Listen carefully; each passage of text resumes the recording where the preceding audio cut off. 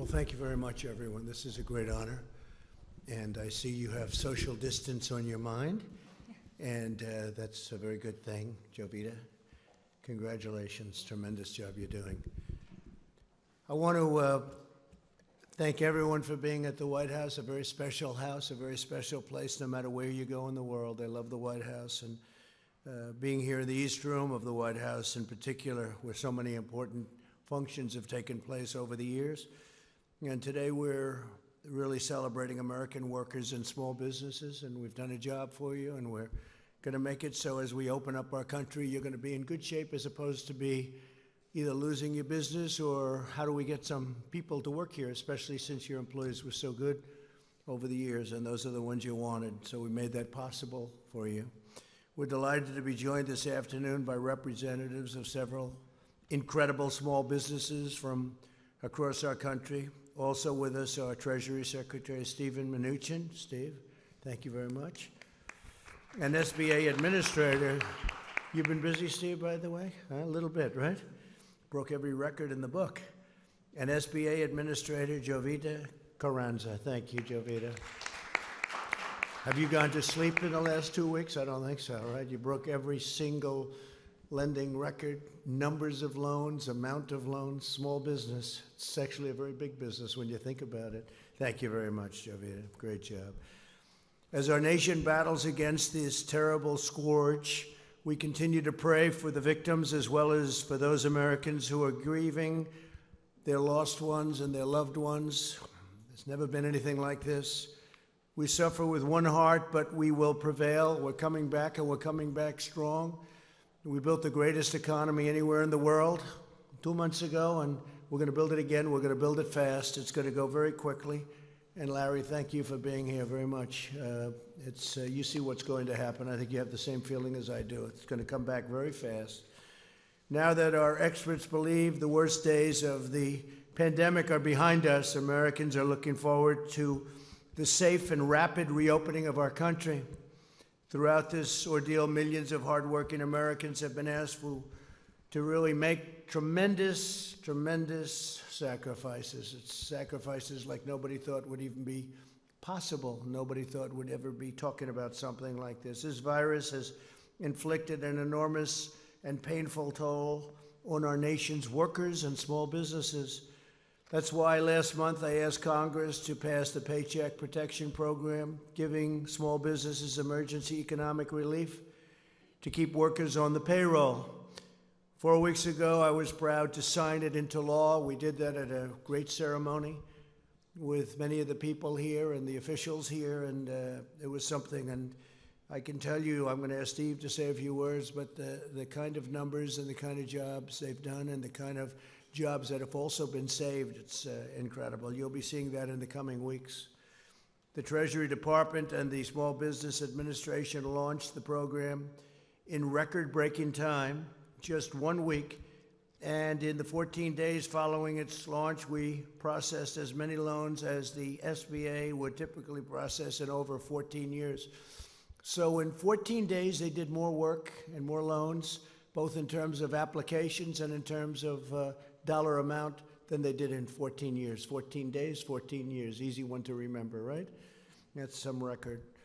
The first round of funding provided more than 1.6 million small businesses with over $340 billion so that American workers can retain their jobs, receive their paychecks, and help our economy take off quickly once America reopens for business, which is happening right now as we sit. We're going to be all set. You all ready? I know you are. I talked to you back there. You're ready. You folks are ready. Our swift action supported or saved 30 million American jobs at least. And last week, Congress answered our call to replenish the program, and I was honored to sign an additional $320 billion for American workers into law. At least $60 billion are reserved for community financial institutions, including those that serve minority and distressed communities. And that's also, when you think, it's African American communities, it's Hispanic American communities, it's Asian American communities. We began accepting applications for the second round of funding yesterday. Demand is extraordinarily high, and there are already twice as many users accessing the system as on any day under the first round. And one of the things that the Secretary of the Treasury told me is that the amounts are much more loans at much smaller amounts. And we like to hear that because we're looking at the small amounts, the smaller businesses, and that's what we want. Nonetheless, we're processing loans at a pace never achieved before. In the first 24 hours of the second round of funding, we've handled over 30% more loans than any previous day of the program. So far, we've processed an amazing 450,000 loans totaling over $50 billion. That's in phase 2. That's incredible. Along with Administrator Carranza and Secretary Mnuchin, Ivanka has played an essential role in spearheading this important program. Incredible role. That's what she wants to do. She wants to help people. From the beginning of my administration, Ivanka has used her experience as an entrepreneur to fight for the American worker. She's created many jobs. That's what she did when she first came in. She just wanted people to be able to get jobs and job training. Went to the biggest companies anywhere in the world that are located in our country, and they would take hundreds of thousands of people and train them. And I think you got up to almost 15 million people, right? 15 million. She started off with a goal of 500,000. She wanted to get 500,000, and she is now on almost 15 million people. And I'd like to ask, if I might, Ivanka, to say a few words as to what's exactly happening today, what's happening over the next week, and what her views are for what's going to happen over the next period of time. It's going to be something I think it's going to be very special and bigger and better than anybody really understands. Let's see if I'm right about that. Ivanka, please.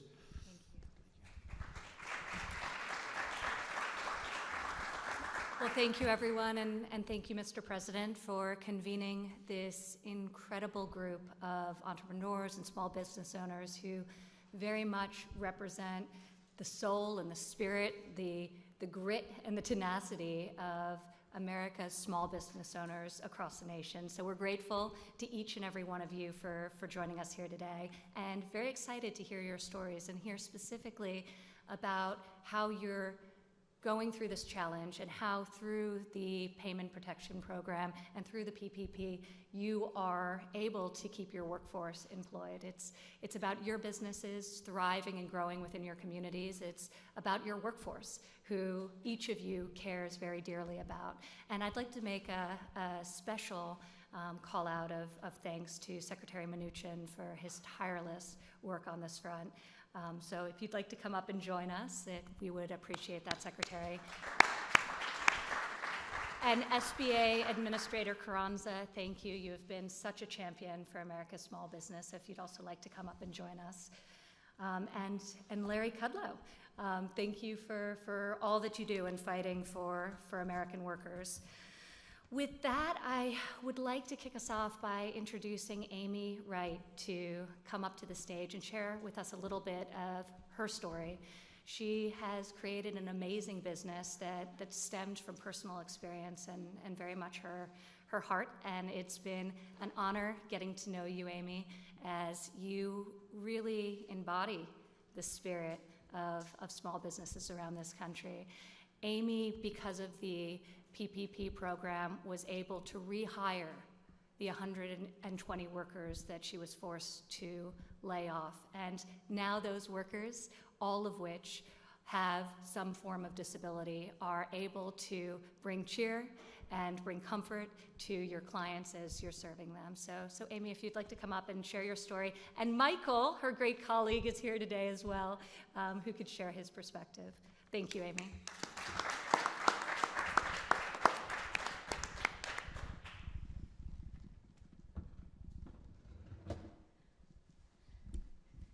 Thank you, Ivanka, Mr. President. I am so honored to be joined by my employee, Michael, who you will hear from in just a moment. Biddy and Beau's Coffee is more than a coffee shop. It's a human rights movement. We employ 120 people with intellectual and developmental disabilities, and for most of them, it's their first paying job, which made the decision for us to temporarily close all 5 of our shops especially difficult. But thanks to the Paycheck Protection Program and the incredible team at Live Oak Bank, all 120 of our employees are back on the payroll today and working from home, writing handwritten notes that we include with each online order we ship.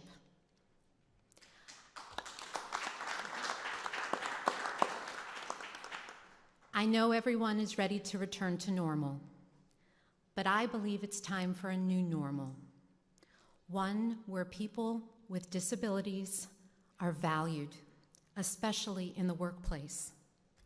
As a recipient of the PPP loan, we will continue to take up the charge and help everyone, especially people with disabilities, pursue the American dream. And Michael, would you like to say? Sure. I just hope this thing isn't too big for me. So to you, President Trump and Ivanka, thanks a lot for inviting us. Thank you, Mr. President, for having us. I love my job, and I am excited about going back to work. At Beanbo's, we like to use the phrase called "not broken." That means me and all my amazing coworkers are not broken, and we have lots to offer. I know the great country of the United States isn't broken either. So on behalf of myself, Megan, and Amy, and all the employees of Beanbo's, thank you for inviting us over. Thank you very much, Michael. You guys are our family. Love you guys.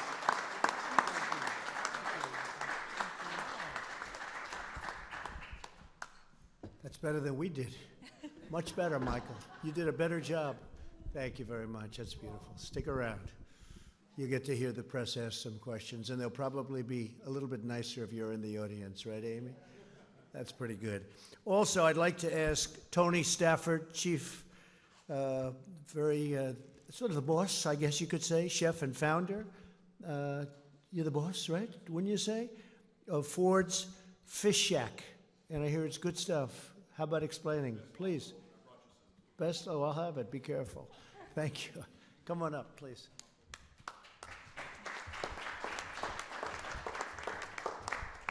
Thank you.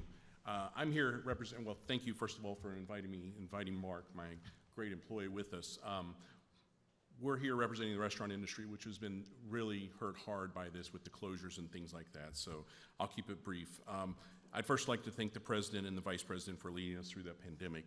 It has devastated our restaurants. Over the last 6 weeks, my 3 restaurants have been devastated.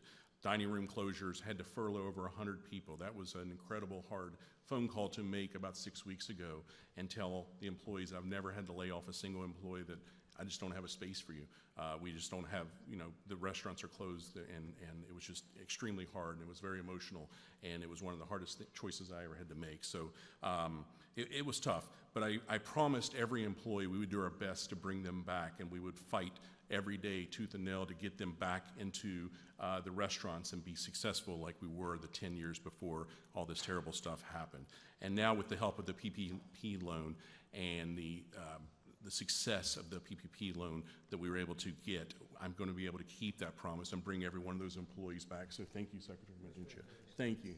And it's been awesome to be able to tell them that we're going to weather this storm, we're going to get through this, and we're going to be stronger and more agile once this is over. The one thing that you can see with the restaurants, we're surviving out there. We're doing things that we didn't do before with carryout and curbside and delivery and all those meal plans. Those things are awesome to see my fellow industry leaders out there doing in the restaurant industry, so I commend every one of those restaurants that's fighting to survive out there, and so thank you all for that.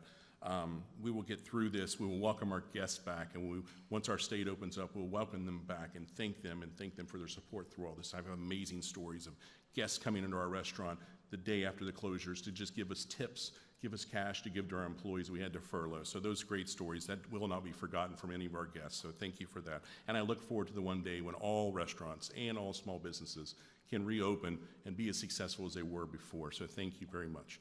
Mark? Fantastic. Thank you. Thank you. So my name is Mark Underwood. I am an employee of Ford's Fish Shack, so I am a living example of what your plan has done. I'm a husband, father of 5. My mother lives with me.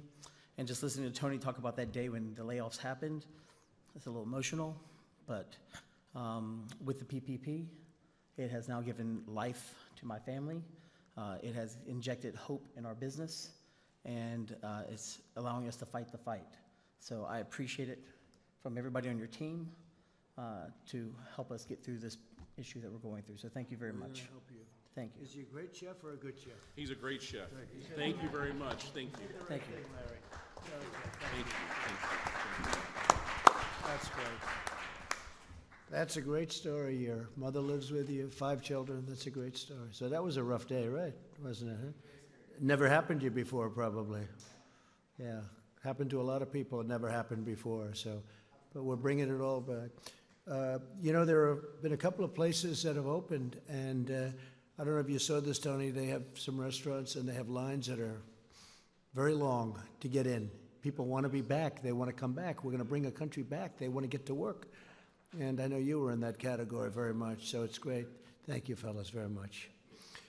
Jackie Crick, CEO and founder of ECU Communications. Jackie, please.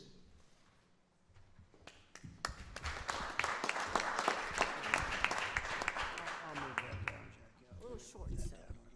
I'll get in trouble for touching it. They'll say, he touched the microphone. What am I going to do? Thank you, Mr. President, Ivanka, Secretary Mnuchin, and Administrator Carranza. It is a pleasure and an honor to be here. My name is Jackie Crick. I'm originally from Bogota, Colombia, in South America. Yay. And I've been here many years, and a big part of those years that I've been here, I've been CEO of ECU Communications, which I founded 16 years ago. We focus on advertising and marketing with niche products for diversity recruitment and outreach programs. But more than anything, we're a woman-owned small business, minority-owned 100%. So just like many of the stories that I've heard before me, and I'm sure the ones that are coming, we are concerned about the future. And being able to get that PPP loan has given me and my staff a little peace of mind to know that we're going to be okay. Just at the end of February, I hired 3 more staff members. Right. We're 30 now. Right.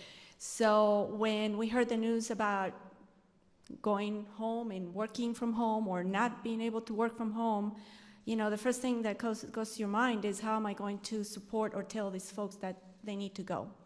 Being able to get the PPP loan has given me the ability to have that peace of mind that I'll keep them, their treasured staff, and I'll be able to continue to focus on my program. Thank you so much for what you do, for your leadership. Thank you. Great job. Thanks. Thank you, Jackie. Great job. Chris Stansbury, co-founder and partner, West Virginia Eye Consultants. I like West Virginia, you know. I like it.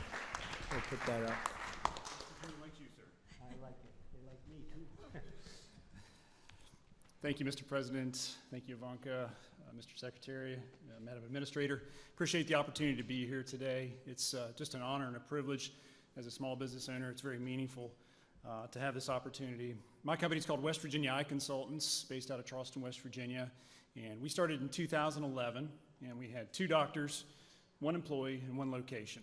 And over the last 9 years, we've been blessed with a lot of growth. We've worked hard. And in February, we celebrated our 9th anniversary with 7 locations, 7 doctors, and almost 60 employees. So it's been a great ride. But just a month later, thanks to COVID-19, we shut most of it down. And my partners and I were just overwhelmed, just bewildered. We weren't sure how we were going to survive this. But thankfully, Congress passed the CARES Act, and President Trump signed that into law. And as part of that, the PPP loans became available. And my partners and I applied for PPP loan through the SBA, and we were so gracious and so thankful to receive that, because it's been a lifeline for us. As soon as we received those funds, we were able to start paying our utilities, our rent, and start bringing some of those employees back that we need to get staged to begin to reopen the economy. And so we're just so grateful for President Trump's leadership and Congress for working with him to get us through this crisis. So thank you so much, sir. We appreciate all your help. Thank you. So you do eye examinations, doctor? Yes, sir. And you do glasses and all that. I may have to see you. Okay? I guarantee you're probably better than these high-priced people. I used to see the highest priced, and they were not the best. I'll bet you're better than all of them. So I may have to see you, Doctor. I'm serious about it. We can do something quickly, all right? You move quickly too, right? No long meetings. Good. I may have to see you, Doctor. Thank you. Tissa Clark, President and CEO, J.D. Clark Professional Services. J.D. Clark. Hi. Come on up. Please.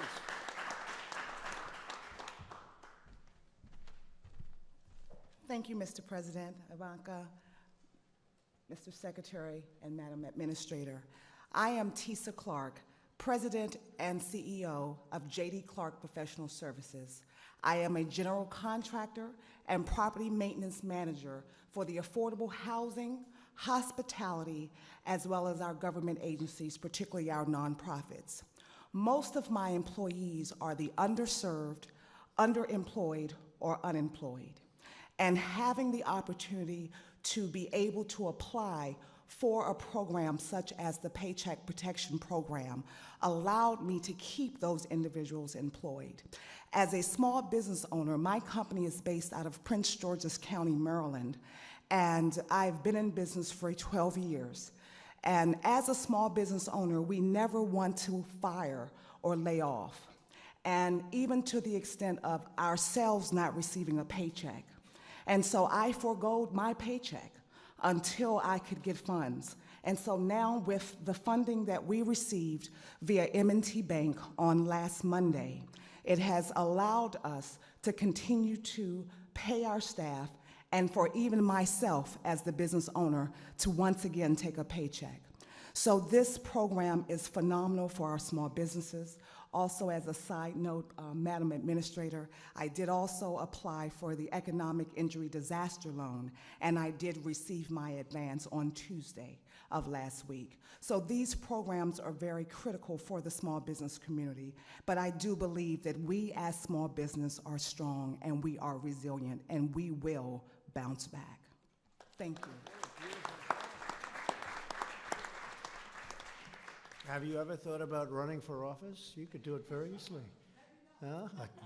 You are something. That's a very good job. Thank you very much. Luke Bernstein, Executive Vice President, Chief Retail Officer, and Chief Communications Officer for Orrstown Bank. Come on up, Luke.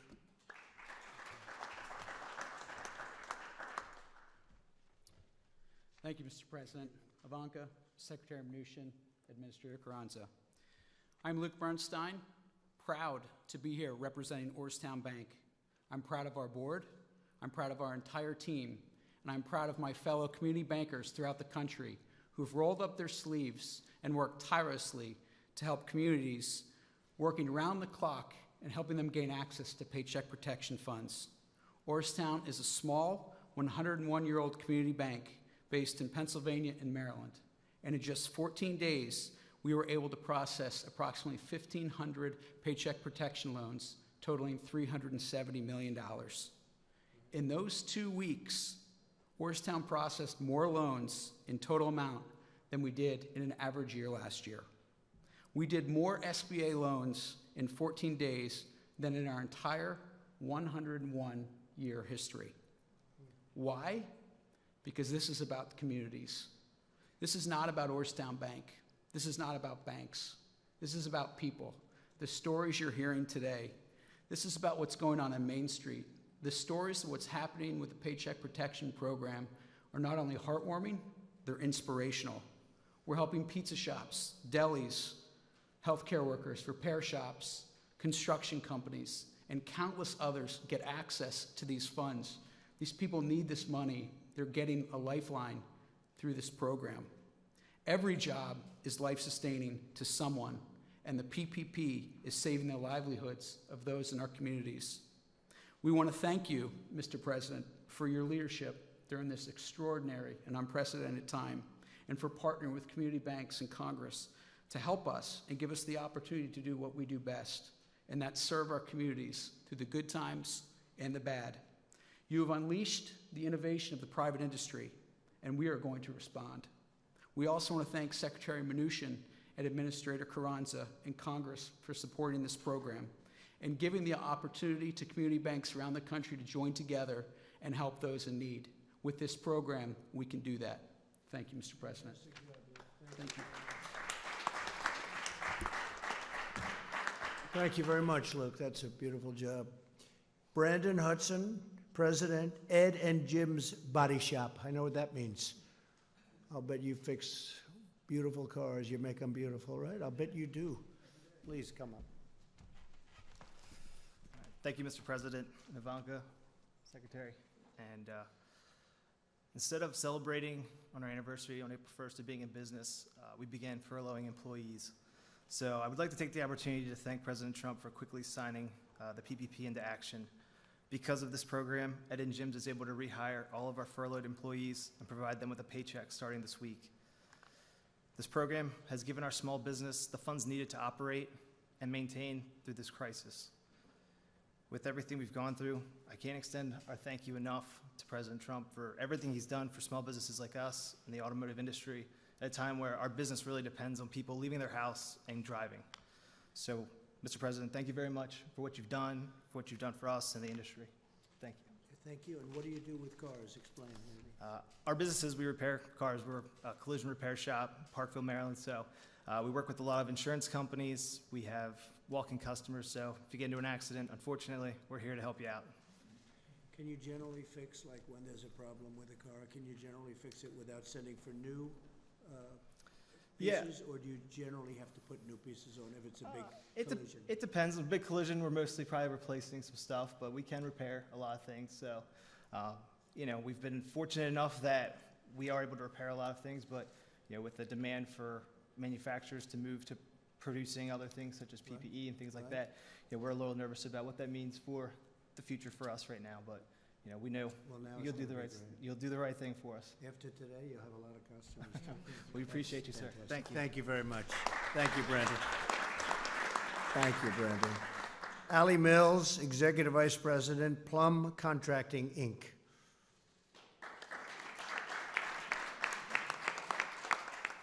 Would you like to have, come on up here. He was so good. Put that mask on the way you had it. Thank you, President Trump, Ivanka, Secretary, Madam Administrator. I am here representing the highway industry. Plum Contracting is a third-generation union highway and bridge contractor in Pittsburgh, Pennsylvania. With Pennsylvania's winter construction shutdowns, we have been left with little revenue coming into a new season. COVID-19 abruptly halted all highway work on March 16th in our state. With very little revenue at this point of the season, we were forced to sadly lay off a majority of our employees, about 125, which included trades and management. There were a lot of sleepless nights and fear of losing it all. The Payroll Protection Program was and remains the engine that is carrying our business through this shutdown. We wouldn't survive without it. With our PPP approval, by May 1st, we anticipate our company running at full capacity when the highway industry is permitted to return back to work. We applaud you, Mr. President, for your interest in the welfare of America's small business and the American worker. And thanks to all that, my company will be here to work on a big infrastructure program very soon when you're ready to do that. Good. Thank you. Very much. Thank you. I was with Governor Ron DeSantis of Florida, which is interesting from your standpoint because we talked about the business that you're in, and he noticed that right into the immediate shutdown, he noticed there was very few cars on the road, and he did very opposite of what a lot of governors did. He said, "This is a great time to fix our roads and highways," and I said, as soon as he said it, this was in the Oval Office 2 hours ago, he said, "I noticed there was very few cars, and isn't that better than fixing them during rush hours and when there's traffic and when it's booming, like hopefully over the next few months it's going to be again, just like it was before, the best we've ever had, and then we had to close it down." So he's fixing roads and bridges and doing a tremendous amount of work during this period of time, and I thought it was very smart. So it's a little bit the opposite, but to each his own, right? To each his own, but it made a lot of sense to me when I heard it. I'd like to ask Secretary Mnuchin to come up and explain just a little bit about how well it's going, how the kind of numbers, the kind of records, to a point where there's never been anything like this, loans coming in, and how the loans are actually smaller than in phase one, and that makes us happy because that means smaller businesses, and that's where that's what we're looking at, that's what we're aiming at this time. Please, Steve.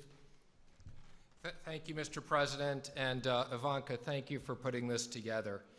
Your stories are the stories of the 60 million American workers that are going to have the benefits of the close to $1 trillion that the President and Congress have invested in small business to protect you and put you back to work. That's over $650 billion in the PPP. That's over $300 billion in disaster loans, and that's over $20 billion of grants.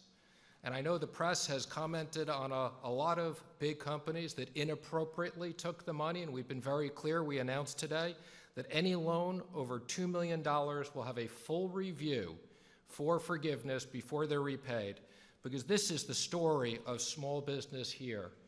And I am so pleased to see how this is working. So thank you, Mr. President. I'd also just like to comment, we're going to be up to close to 120 million of direct deposits in checks for the economic impact payments. If you have not received it yet, please go to irs.gov, get my payment. We made some corrections to the website over the weekend. Please go on and check your payment. If you haven't received your payment, upload your information so we can get you the money. The combination of the direct payments, the PPP, the disaster loans, and enhanced unemployment insurance is the investment that the President has made in American business and American workers. Thank you, Mr. President. Thank you very much, Steve, very much. And on the enhanced, thank you. And Steve, on the enhanced payments, we're really looking to the state to give that out. And unfortunately, some of the states have very old computerized equipment from many generations ago. But they have the money to give out, and they'll give it out as it comes, and hopefully they'll be able to do the job. Some states have been very efficient, and others have had a hard time, but you'll work with the ones that have had a hard time. But we rely on the states, and we are relying on the states to get it out as quickly as they can, considering especially some of the equipment they have. Maybe now they'll be able to buy new equipment, right? When we get all finished, we'll have nice new computerized equipment so they can do it. With that, if you'd like to ask a few questions, I think this would be a good time, because with these incredible people, this is the media. You've heard me talking about it on occasion, seldom, right? But on occasion. And I think with you in the room, I have a feeling that they'll ask me much nicer questions. They'll tone them down, right? And thank you for the apology. I appreciate it. That was very nice. Yahoo. I appreciate it. It was very nice. Yeah, go ahead. Jim, go ahead. Yes, Mr. President. Today, the U.S. hit a grim milestone of 1 million cases of the coronavirus. Back in late February, you predicted that the number of cases would go down to 0. How did we get from your prediction of 0 to 1 million? Well, it will go down to 0 ultimately. And you have to understand, when it comes to cases, we do much more testing than anybody else. So we could go to some of these other countries, you know, as an example, China. If you test, you're going to show many more cases. So we're doing more testing than any other country in the world by far, which we just discussed over in the Oval Office. So we're going to show more cases because we're doing much, much more testing, double anybody else. Somebody said if you add everybody else combined, that would be a number. And it will be at the appropriate time, it will be down to 0, like we said. The experts at the time saying that the number of cases would go up, we would have community spread. Well, experts, Dr. Messier yeah, from the CDC yeah. was warning about this. Right. Also, experts, many very good experts, very good people too, said that this would never affect the United States. It wouldn't affect Europe. It wouldn't affect anything outside of China. So we were listening to experts, and we always will listen to experts. But the experts got it wrong. A lot of people got it wrong, and a lot of people had no idea it would be this serious. I listened to experts. I'll tell you what, I did something that the experts thought I shouldn't have done. I closed down our country and our borders. I did a ban on China from coming in other than U.S. citizens. And we did very strong checks on even our U.S. citizens. Ron DeSantis was telling me before that when they came in, people were put into quarantine, people were checked, and we're doing that now. So, yeah, I think we did something well ahead of schedule. We did that at the end of January. People were talking about this wouldn't have an impact, as you know, even into March. So I think we've done a great job in the sense that we were early. I think by banning China, and banning people coming in who would have been very heavily infected, we probably saved hundreds of thousands of lives. So on that, I'm very proud. Yeah, please. President, it's actually Secretary Mnuchin as well. What about the idea of another round of stimulus payments to American taxpayers directly? Democrats, of course, up on the Hill are talking about the idea of a guaranteed income, which obviously could go on for months and months and months. Yeah. What about another round of Well, I stimulus like the idea of individuals? payroll tax cuts. I've liked that from the beginning. That was a thing that I really would love to see happen. A lot of economists would agree with me. A lot of people agree with me. And I think, frankly, it's simple. It's not the big distribution, and it would really be an incentive for people to come back to work and for employers to hire. The double tax on the company and also on the person. That's what I like. And something like that could happen.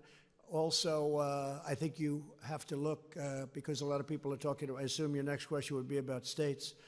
And Steve and I talk about it, and I talk about it with Mitch and with Kevin and with everybody. And the problem with the states is we're not looking to recover 25 years of bad management and to give them the money that they lost. That's unfair to other states. Now, if it's COVID related, I guess we can talk about it. But we'd want certain things also, including sanctuary city adjustments, because we have so many people in sanctuary cities, which I don't even think are popular, even by radical left folks, because what's happening is people are being protected that shouldn't be protected, and a lot of bad things are happening with sanctuary cities. But that's just standing up here answering this question. That's one of the things I think about.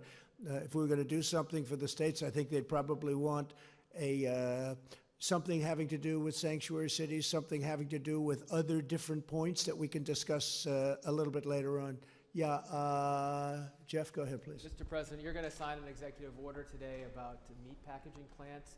It affects liability for them. What efforts or what measures are you looking at for liability for other industries and other businesses? Well, we haven't been talked about. It hasn't been asked on other industries yet, but with the meat packing and with the transportation, we have had some difficulty where they're having a liability that's really unfair to them, and we're going to be doing that. I think, Mark, we're going to be doing that fairly soon. It's getting drawn up. I should be signing that over the next hour or so, taking the liability, which frees up the entire system, and I fully understand it. Not their fault. Yeah, please go ahead. Thank you, Mr. President. No, over here first. Mr. President, I just want to go back to what we discussed a little earlier today. Are you considering asking airlines to test passengers on international but also domestic flights? Yeah, we're looking at doing it on the international flights coming out of areas that are heavily infected.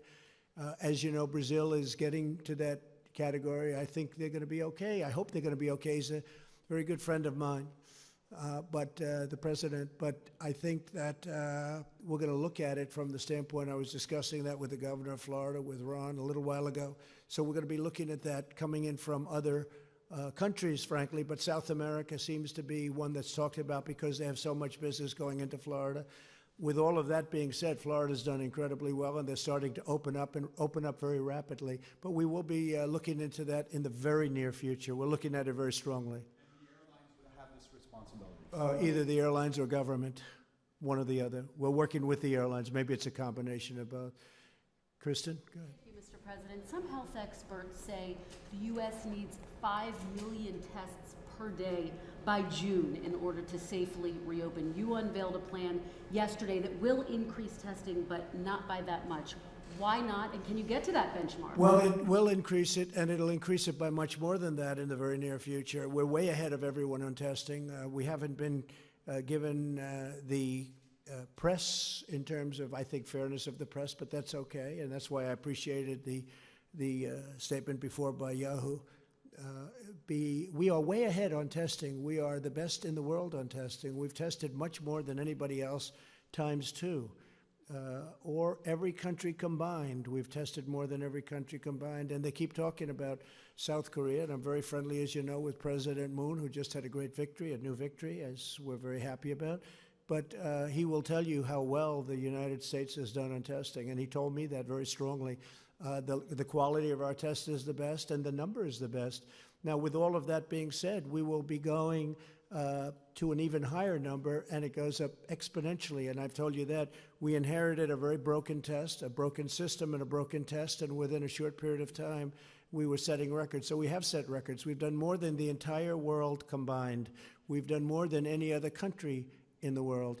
So I think we've done a really good job. Now, with that being said, not everybody feels as strongly about testing as others. We have some governors that are very strong on testing. We have other governors, frankly, that aren't nearly as strong on testing. Their test is much more modest, and their real test is when people stop getting sick, and they'll be able to do that too. And I understand both systems very well.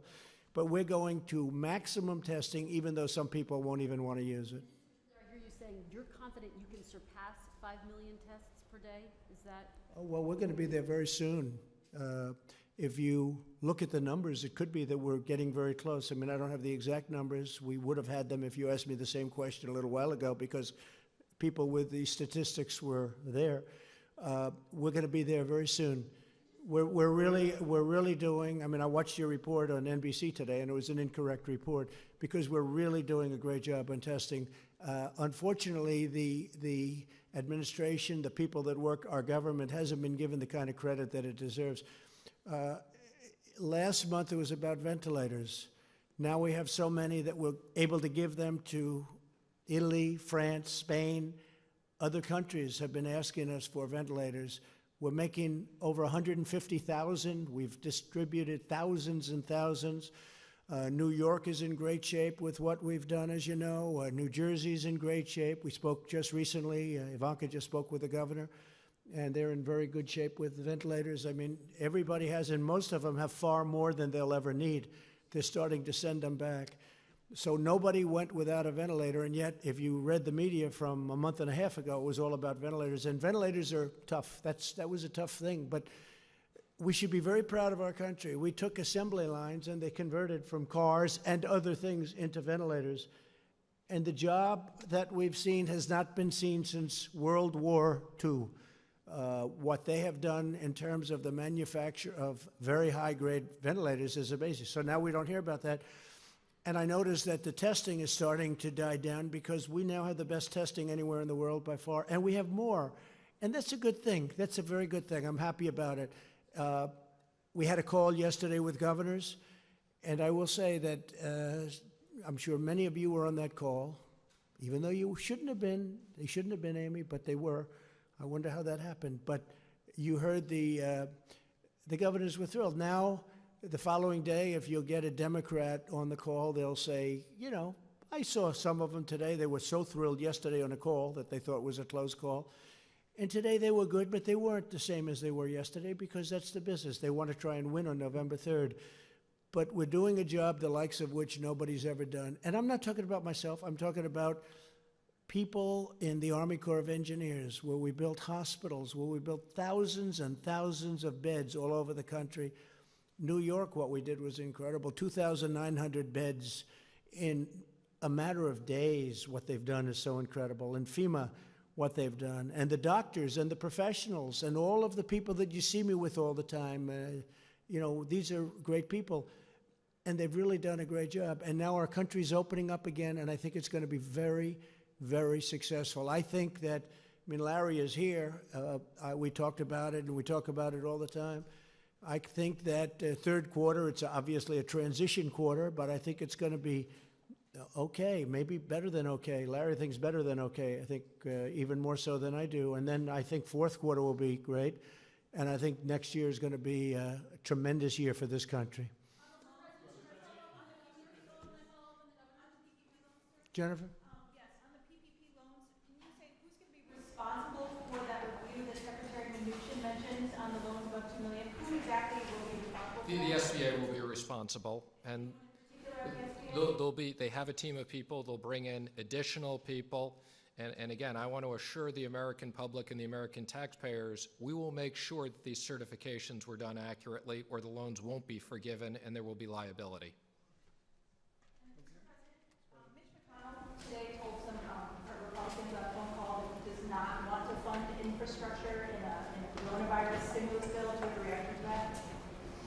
I think Mitch is looking at it, as I do, to an extent, as the infrastructure. He likes infrastructure, we all do. We have to rebuild our country. $8 trillion has been spent. I wasn't in favor of it. I can tell you that in the Middle East. $8 trillion, think of it. And yet you wanted to fix a pothole in a roadway or in a highway in this country, and you didn't do it because they didn't have the money, because so much money was spent in the Middle East. Well, that's, as you know, a whole different story now. And we want to do infrastructure, but a lot of people, a lot of the Republicans would like to keep that as a separate bill. So we'll see how that works out, Jennifer. We'll see. Yeah, please. President, you said at the top of your remarks that you feel the worst of the pandemic is behind us. But without a treatment, without a vaccine, the state's now reopening. How can you be so sure?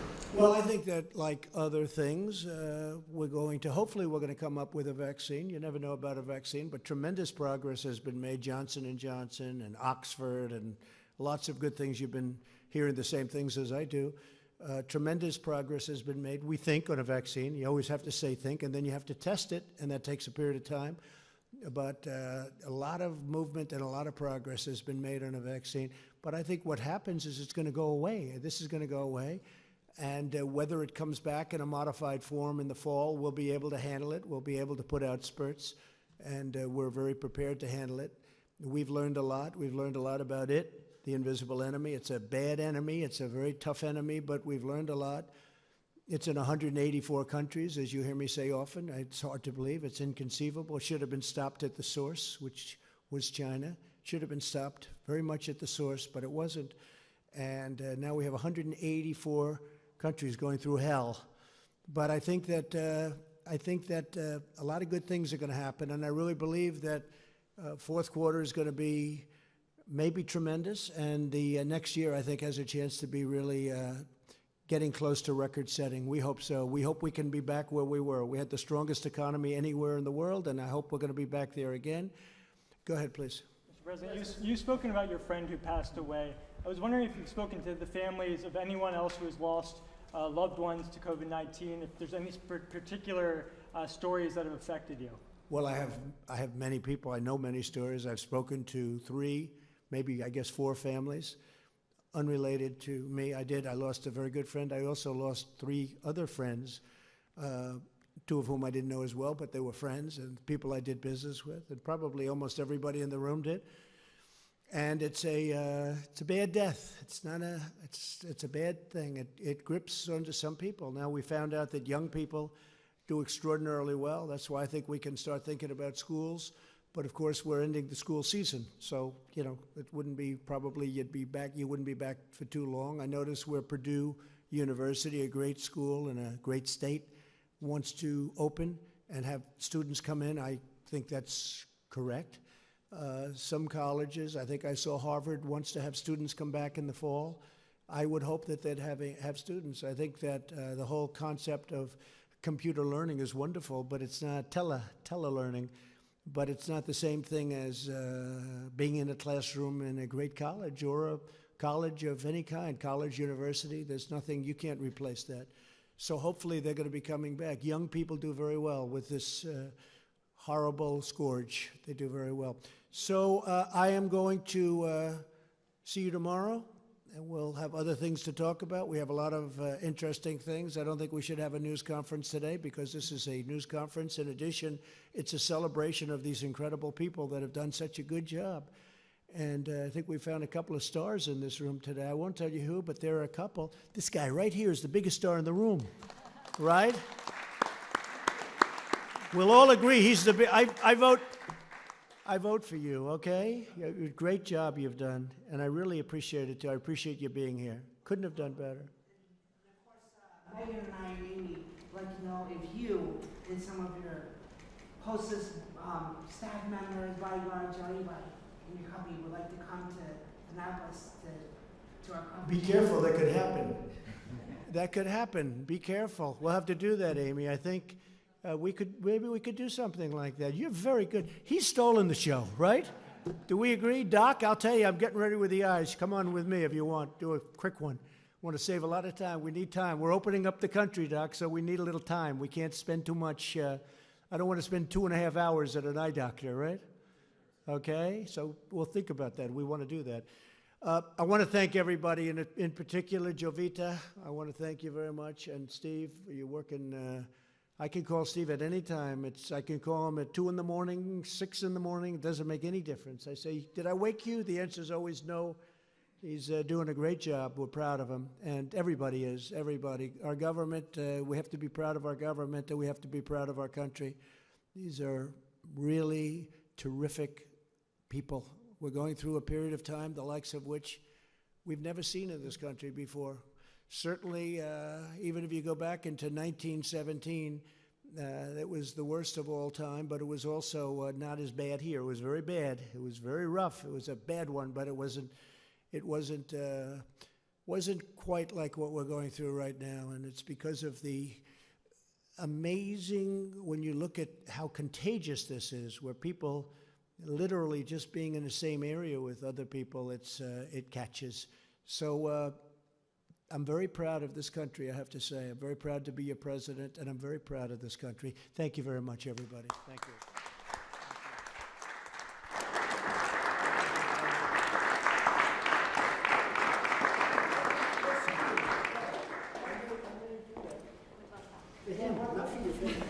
We're at 124 Dock Street in downtown. 124 Duck Street. Dock Street in the downtown. Okay, get it ready. All right. We'll be back. And if I don't do it, they're going to be very upset with me, that. Right, well, they should come too if they want. They will. They will. Thank you, everybody. Thank you very much.